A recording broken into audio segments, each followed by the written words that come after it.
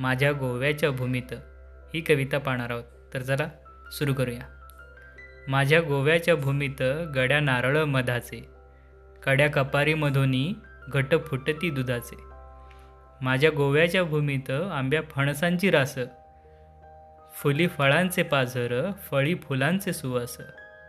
माझ्या गोव्याच्या भूमीत उन्हाळ्यात खारा वारा, पावसात दारापुढे सोन्या चांदीच्या रेधारा. माझ्या गोव्याच्या भूमीत येते चांदणे माहेरा, ओलावल्या लोचनांनी भेटे आकाश सागरा.